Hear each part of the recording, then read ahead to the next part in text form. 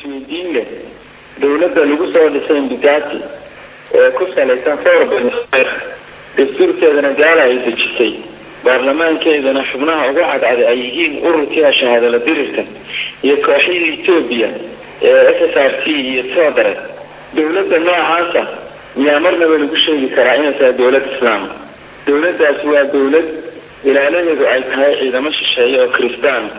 madaxweynaheedu socdaalkii u horeeyay uu ka bilaabay Itoobiya baaqi u horeeyay uu jeediyana waxa inuu dalbaday ciidamo shisheeye oo dheeriya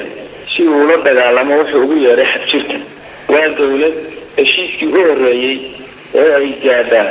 oo noqday in dadka ummadda Soomaaliyeed la iibiyo ilaahay calaykum dowladda noocaasa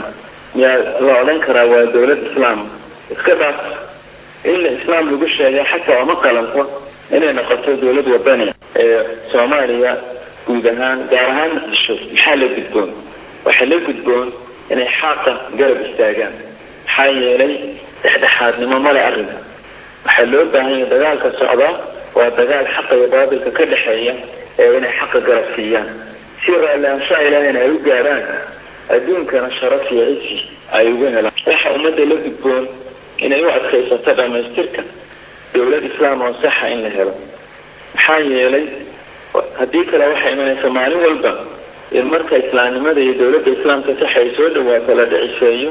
taasina ay keento in mar labaad iyo mar saddexaad kow laga soo bilaabo maanta wax yar ayaa hadhay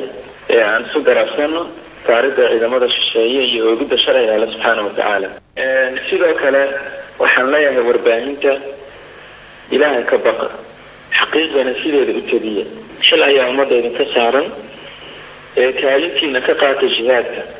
kadib toonaada inaad ummadda marin habaabisaan qofka saxafiga waa inuu dhowro hufnaanta iyo cadaaladda shaqadiisa taariikhda islaamka iyo taariikhda ummadda iyo taariikhdiisana waa inaanu xumaynin qofka saxafiga haddaydan xaqiiqada sheegi karaynin ka joogsada inaad xaqiiqada doorisaan ummaddana marin habaabisaan